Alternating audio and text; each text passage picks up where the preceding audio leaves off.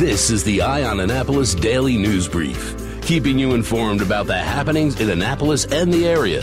Local news, local sports, local events, local opinion, and of course, local weather.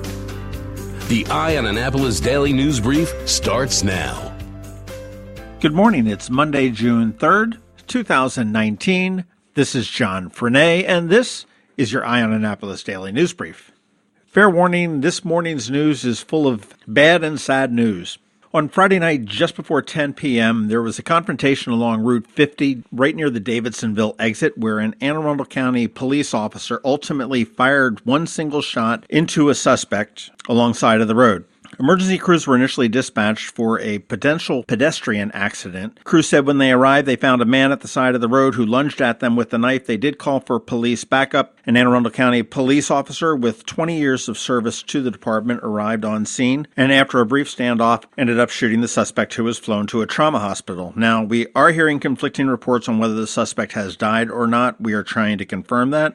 And how this unfolded was that the Anne Arundel County officer had the suspect at gunpoint from about 15 to 18 feet away. Just as a state trooper arrived to assist, for some reason the officer fired a single shot to the victim, who was indeed facing him. The suspect in this incident has been identified as a volunteer firefighter from Prince George's County, and we understand that he was part of a dive team that had just been disbanded earlier on Friday morning. To dispel any rumors, both the victim and the officer were white. There was no racial intonations there. We have heard reports that the suspect had been running around on Route 50 just before this incident, and from a witness on the scene during the incident, he was screaming at the police officer, "F you, pig."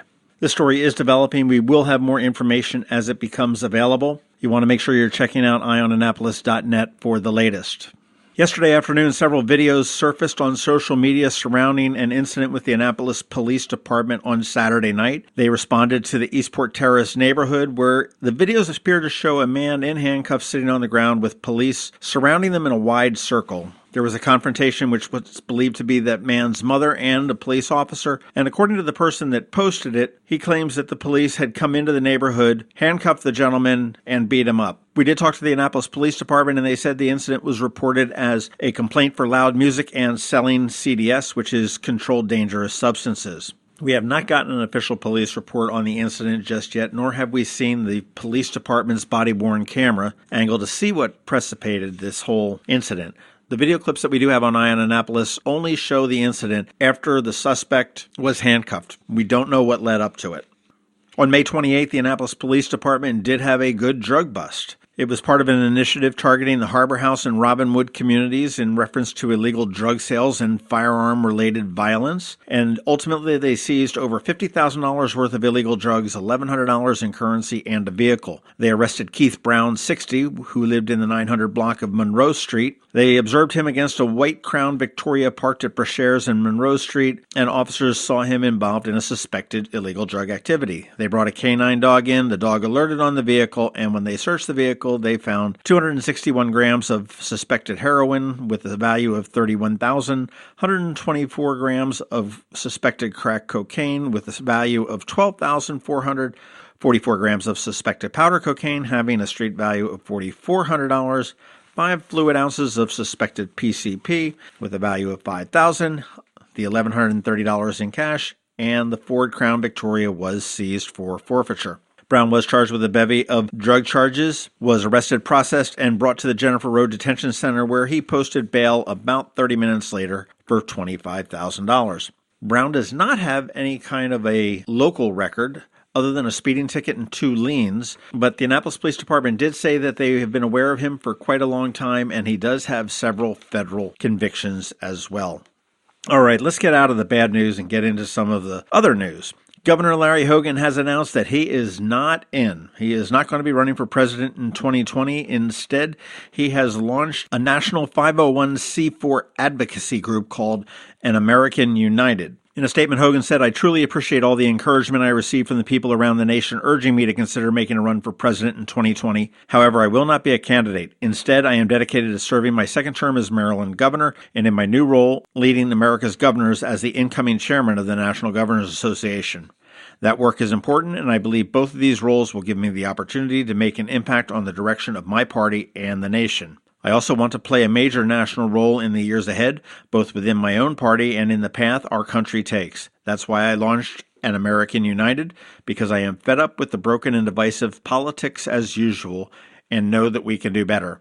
We can reject the extremes of both political parties, work to break partisan gridlock, and bring people together to advance bold solutions for all Americans.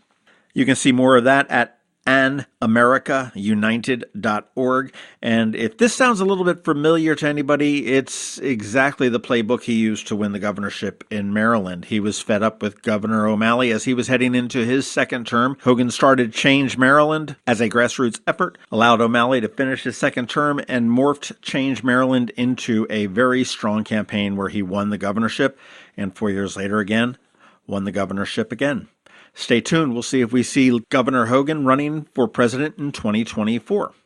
Hey, tomorrow at 4:30, the city of Annapolis is kicking off a year of celebrating the 19th Amendment and women gaining the right to vote with an open house at the City Council chambers in City Hall. It was on June 4th in 1919 that Congress passed the 19th Amendment. It did take another 14 months for it to be ratified by enough states to be officially added to the Constitution. And the amendment reads, "The rights of citizens of the United States to vote shall not be denied or abridged by the United States or by any state or on account of sex. Congress shall have power to enforce this article by appropriate legislation." At the City Hall event, which does begin at 4:30, officials will unveil a new plaque to hang on the wall with the names of all of the alderwomen who have served the city of Annapolis in elective office. Currently, the city has 3 women serving on the city council. That would be Alderwoman Sheila Finlayson, Alderwoman Pindell Charles, and Alderwoman Tierney, who all incidentally sit on the left side of the council chamber.